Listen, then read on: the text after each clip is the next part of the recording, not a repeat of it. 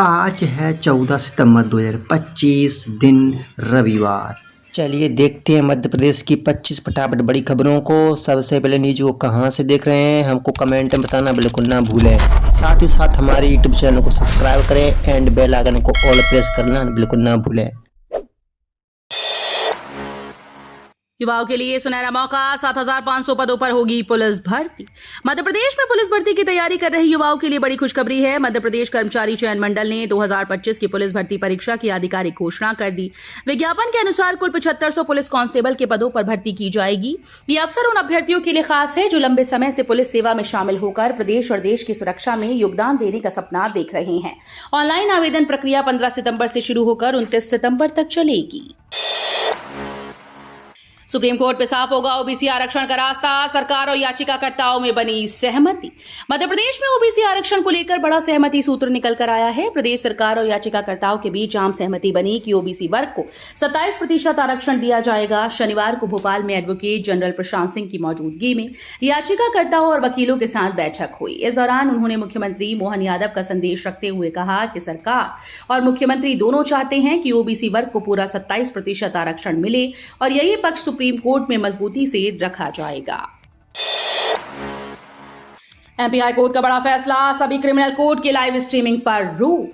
Madhya Pradesh high court ने सभी criminal court की लाइव स्ट्रीमिंग पर अंतरिम रोक लगा दी। मुख्य न्यायाधीश संजीव सचदेवा और न्यायमूर्ति विनय सर्राफ की युगल पीठ ने यह आदेश लाइव स्ट्रीमिंग के वीडियो के दुरुपयोग को चुनौती देने वाली जनहित याचिका पर सुनाया। हाईकोर्ट के registrar general, registrar IT, YouTube और मेटा की शिकायत अधिकारी को नोटिस जारी कर जवाब तलब किया। अगली सुनवाई 25 सितंबर को होगी। अधिवक्ताओं अरिहंत तिवारी, विदित शाह ने याचिका दायर की थी। ग्वालियर में घर बैठे भर सकेंगे प्रॉपर्टी टैक्स, लंबी लाइन से मिलेगा छुटकारा। ग्वालियर नगर निगम ने शहरवासियों के लिए बड़ी सुविधा शुरू की। अब संपत्ति कर और नामांकन ऑनलाइन जमा किए जा सकेंगे। उपायुक्त संपत्ति कर एपीएस भदौरिया ने बताया कि घर बैठे ई नगर पालिका पोर्टल और ऐप के माध्यम से संपत्ति कर जमा करना और नामांकन कराना संभव होगा। इसके लिए आवश्यक दस्तावेज भी ऑनलाइन अटैच किए जा सकते हैं। अब नगर निगम के दफ्तर लंबी लाइन में खड़े होने की जरूरत नहीं होगी, जिससे समय की बचत और सुविधा दोनों सुनिश्चित होगी।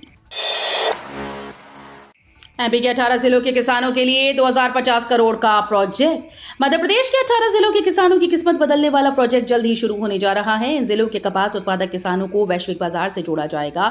धार में पीएम मित्रा पार्क स्थापित किया जा रहा है, जिसका बजट 2050 करोड़ है। ये परियोजना किसानों को समृद्धि के नए अवसर देगी। मध्य प्रदेश ऑर्गेनिक कॉटन उत्पादन में देश और विदेश दोनों में प्रसिद्ध है। तेजी से बढ़ती मांग और निवेश की संभावनाओं के चलते राज्य कपास उद्योग के लिए सबसे उपयुक्त साबित हो रहा है। आईआईटी इंदौर का इनोवेशन, ब्लड कैंसर के मरीजों के लिए नई उम्मीद। आईआईटी इंदौर ने ब्लड कैंसर के इलाज में एक महत्वपूर्ण कदम बढ़ाया। संस्थान की टीम ने डीके बायोफार्मा के सहयोग से एक नई दवा विकसित करने की तकनीक तैयार की। ये तकनीक एक्यूट लिम्फोब्लास्टिक ल्यूकेमिया जैसी गंभीर ब्लड कैंसर बीमारियों के इलाज में मदद करेगी, जो अक्सर बच्चों और युवाओं को प्रभावित करती है। इस इनोवेशन से उपचार अधिक कारगर और प्रभावशाली होगा और मरीजों की जिंदगी में सुधार की उम्मीद है। कांग्रेस ने वोट चोरी पर सरकार पर हमला किया। सचिन पायलट बोले, किसानों की जमीन अधिग्रहित। चिमनगंज मंडी परिसर में कांग्रेस ने वोट चोर गद्दी छोड़ किसान न्याय यात्रा का आयोजन किया। प्रदेश स्तरीय कार्यक्रम में कांग्रेस नेताओं ने हजारों कार्यकर्ताओं को संबोधित किया और शहर में किसान न्याय यात्रा निकाली। कार्यक्रम के दौरान कांग्रेस नेताओं के 2 गुट नजर आए। एक गुट कार्यक्रम को संभाल रहा था, जबकि दूसरी ओर प्रदेश कांग्रेस सचिव और गुट ने प्रदेश प्रभारी हरीश चौधरी का पुतला जलाकर विरोध किया। सचिन पायलट ने सरकार पर किसानों की जमीन अधिग्रहित करने का आरोप लगाया। मोहन यादव सरकार करेगी कर्मचारियों के डीए का ऐलान, दिवाली से पहले बड़ा तोहफा। मध्य प्रदेश सरकार दीपावली से पहले कर्मचारियों को बड़ा तोहफा देने की तैयारी में है। राज्य के लगभग 7.5 लाख कर्मचारियों को 3% महंगाई भत्ता यानी डीए बढ़ोतरी मिल सकती है। वर्तमान में कर्मचारियों को 55% महंगाई भत्ता मिल रहा है। केंद्रीय कर्मचारियों को अगले महीने महंगाई भत्ता और दिवाली बोनस की घोषणा की संभावना है। इसके बाद मोहन यादव सरकार भी समान रूप से डीए में बढ़ोतरी का ऐलान कर सकती है, जिससे कर्मचारियों को आर्थिक सहायता मिलेगी। भोपाल में बनेगा पहला zero pollution national park. Electric golf cart में होगी सफारी। भोपाल के वन विहार नेशनल पार्क को प्रदेश का पहला net zero pollution national park बनाया जाएगा। मुख्यमंत्री डॉक्टर मोहन यादव की हरी झंडी मिलने के बाद इसकी तैयारियां पूर्ण कर ली गईं। पार्क में निजी वाहनों के प्रवेश पर रोक लगेगी और पर्यटकों को इलेक्ट्रिक गोल्फ कार्ट जैसी पर्यावरण हितैषी गाड़ियों के माध्यम से सफारी का अनुभव मिलेगा। ये पहल न केवल पर्यावरण संरक्षण को बढ़ावा देगी, बल्कि वन्य जीवों के लिए भी सुरक्षित और स्वच्छ पर्यावरण सुनिश्चित करेगी। मुरैना स्कूल में सरस्वती वंदना और तिलक पर रोक, विवादित बहस। मुरैना के संदीपनी शासकीय उत्कृष्ट विद्यालय पहाड़गढ़ में विवाद सामने आया। छात्र छात्राओं ने आरोप लगाया कि प्रिंसिपल ने रोज होने वाली सरस्वती वंदना पर रोक लगा दी और बच्चों को तिलक लगाकर स्कूल आने से मना किया। इस पर स्कूल के स्टाफ और प्रिंसिपल के बीच तीखी बहस हुई। वीडियो सोशल मीडिया पर वायरल हो रहा है। मुरैना के अपर कलेक्टर ने मामले का संज्ञान लिया और जांच के आदेश दिए। जबलपुर नगर निगम में लोक अदालत, सर्वर डाउन से करदाताओं को परेशान।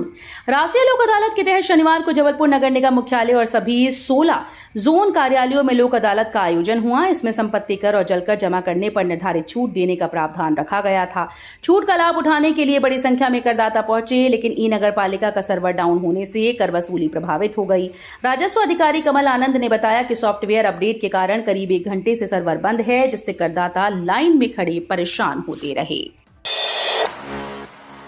आज की 400 नर्सिंग कॉलेजेस की मान्यता, छात्रों का भविष्य संकट में। मध्य प्रदेश में नर्सिंग शिक्षा को लेकर बड़ा संकट खड़ा हो गया। प्रदेश के करीब 400 नर्सिंग कॉलेज, जिनमें 33 नए और 370 पुराने शामिल हैं, अब तक मान्यता से वंचित हैं। इंडियन नर्सिंग काउंसिल ने प्रवेश की अंतिम तिथि 30 सितंबर तय की, लेकिन एमपी नर्सिंग काउंसिल से अनुमति न मिलने के कारण कॉलेजेस में दाखिले अधर में अटके हैं।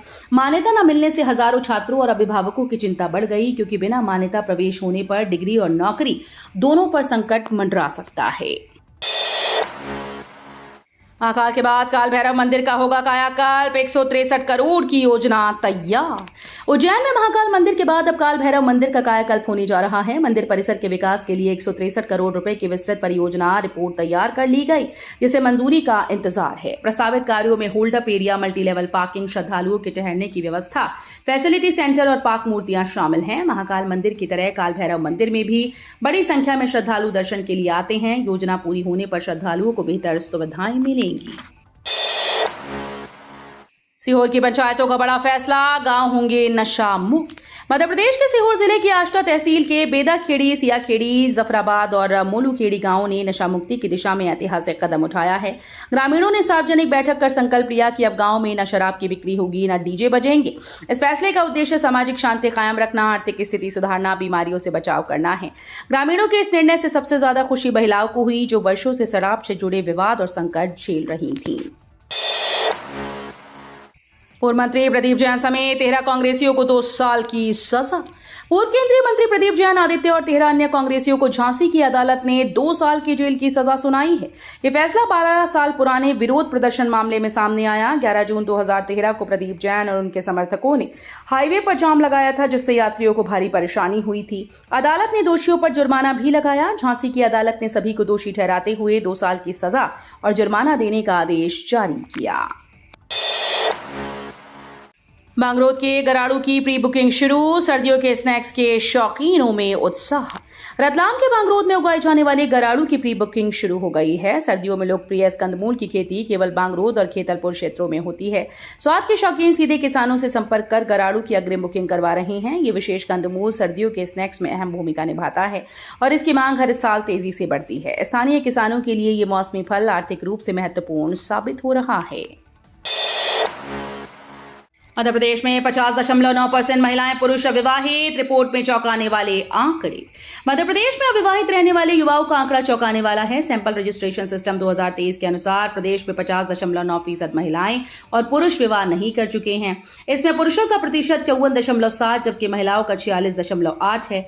इस आंकड़े से समाज में विवाह और परिवार संरचना पर बहस हो सकती है। सैंपल रजिस्ट्रेशन सिस्टम की स्थापना 1969-70 में भारत में जन्म और मृत्यु डेटा एकत्र करने के लिए की गई थी, ताकि नीतियां बनाने में सरकार को मदद मिल सके। लाडली बहना योजना पर दिग्विजय सिंह के सवाल, बोले क्या ये पैसा मामा के घर से आता है?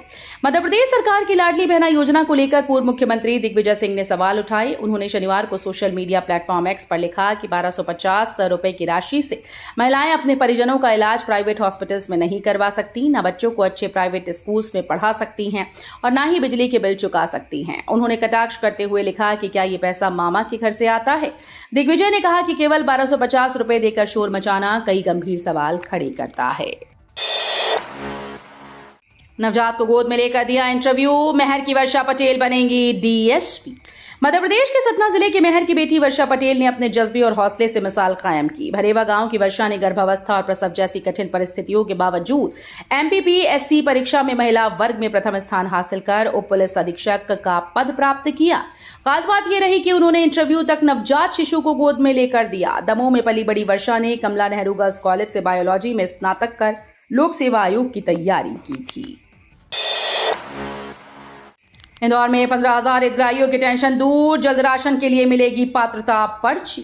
जिले में 1 साल से लंबित 15,000 हितग्राहियों को जल्द ही पात्रता पर्ची जारी की जाएगी। जिला प्रशासन ने हितग्राहियों की KYC पर पात्रता पर्ची जारी करने की पहल शुरू की। 1 सप्ताह में सत्यापन का कार्य पूरा होगा और सभी पात्र हितग्राहियों को राशन मिलने लगेगा। करीब 1 साल से ये हितग्राही पात्र होने के बावजूद राशन के लिए इंतजार कर रहे थे।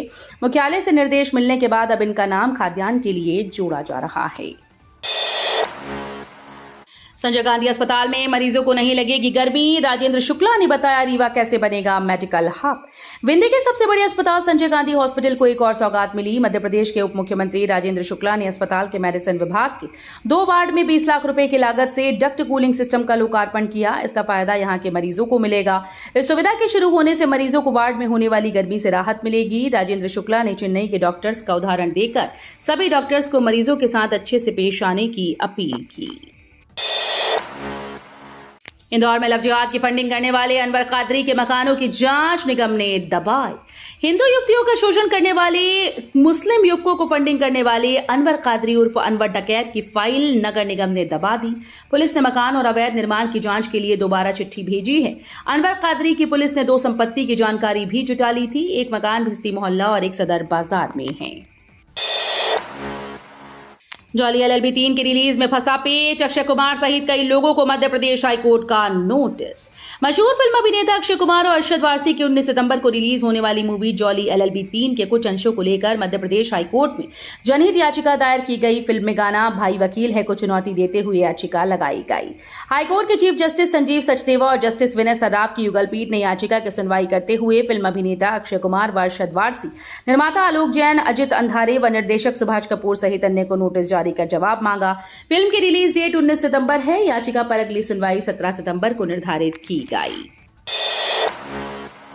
सीएम बोले वैश्विक मंच पर भारत की पहचान बन चुकी हिंदी। मैनेट में 14वें तुरेनाथ 2025 महोत्सव का शुभारंभ। मुख्यमंत्री डॉक्टर मोहन यादव ने कहा कि प्रधानमंत्री नरेंद्र मोदी के नेतृत्व में हिंदी वैश्विक मंच पर भारत की पहचान बन चुकी है। संयुक्त राष्ट्र से लेकर ब्रिक्स, G20 जैसे अंतर्राष्ट्रीय मंचों पर प्रधानमंत्री मोदी हिंदी के माध्यम से भारत के स्वाभिमान और संस्कृति से दुनिया को परिचित कराते हैं। मुख्यमंत्री डॉक्टर यादव शनिवार शाम भोपाल के मौलाना आजाद राष्ट्रीय प्रौद्योगिकी संस्थान में आयोजित तुरेनाथ 25 महोत्सव को संबोधित कर रहे थे। मुख्यमंत्री डॉक्टर यादव ने दीप प्रज्वलन और सरस्वती पूजन कर महोत्सव का शुभारंभ किया। मुख्यमंत्री डॉक्टर यादव ने सभागार में उपस्थित दिव्यांग विद्यार्थी राजा पटेल के साथ सेल्फी लेकर उत्साहवर्धन किया। मोदी सरकार की नई योजना। केंद्र सरकार ने MSME क्षेत्र के लिए नई वित्तीय सुविधा की घोषणा की। अब सूक्ष्म लघु मध्यम उद्यमों को 5 लाख रुपए तक की लिमिट वाला क्रेडिट कार्ड मिलेगा। वित्त मंत्री निर्मला सीतारमण ने फरवरी में बजट में इस योजना की जानकारी दी थी। उद्यम पोर्टल पर पंजीकृत व्यवसायी इस क्रेडिट कार्ड के लिए पात्र होंगे। इस कदम से छोटे व्यवसायों को वित्तीय मदद मिलेगी और उनके व्यवसाय को बढ़ाने में सहूलियत होगी। योजना का उद्देश्य उद्यमियों को सरल और तेज वित्तीय समाधान प्रदान करना है। वीडियो अच्छी लगी तो वीडियो करिए लाइक एंड चैनल को सब्सक्राइब कर बेल आइकन को और प्रेस कर लीजिएगा।